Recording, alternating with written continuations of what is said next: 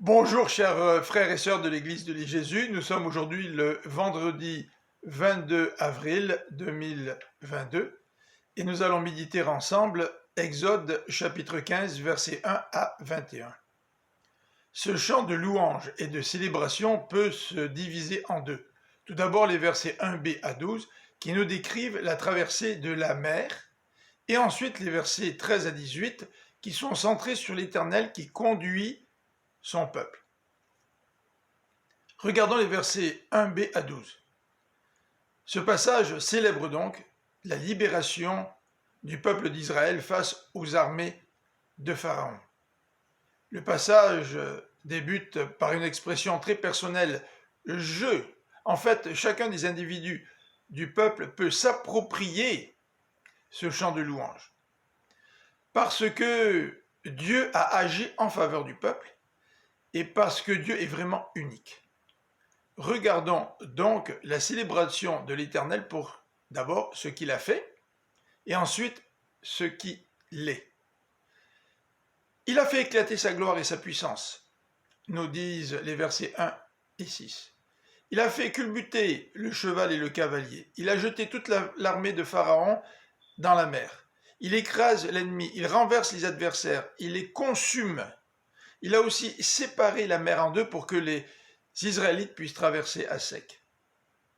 Voilà pourquoi célébrer l'Éternel, à cause de ce qu'il a fait. Mais le peuple célèbre aussi l'Éternel à cause de qui il est. Il est ma force, le sujet de méchant, il est mon Dieu. Remarquons encore le caractère personnel de la formulation de ces traits de l'Éternel. Il est un grand guerrier, il est puissant. Le verset 11 nous dit qu'il se distingue des autres dieux puisqu'il est unique, paré de sainteté, redoutable, digne de louange. Et le verset 13, qui débute la deuxième section de ce passage, nous dit qu'il est amour.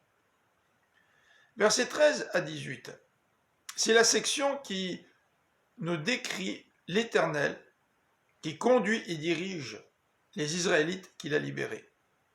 Les peuples l'ont appris. Ils tremblent, remplis de terreur. C'est le cas des Philistins, des chefs d'Édom, des princes de Moab et de tous les Cananéens. Tous ces peuples sont pétrifiés et remplis d'angoisse et de panique. Cette section se termine par deux courts passages. Tout d'abord le verset 19, qui est le résumé de la victoire de l'Éternel sur l'armée de Pharaon et la traversée de la mer à sec.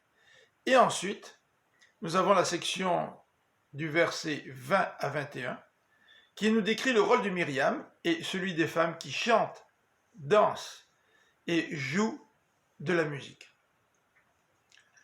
Nous allons reprendre l'étude du livre de l'Exode dans quelques temps, puisque dans le programme que nous suivons, c'est-à-dire le programme de partage de la Ligue pour la lecture de la Bible, dans ce programme, nous allons commencer lundi prochain à lire l'Épître aux Romains et nous reviendrons au livre de l'Exode dans quelques semaines.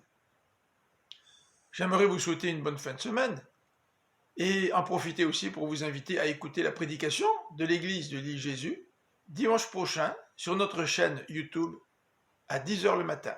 Que Dieu vous bénisse. À bientôt.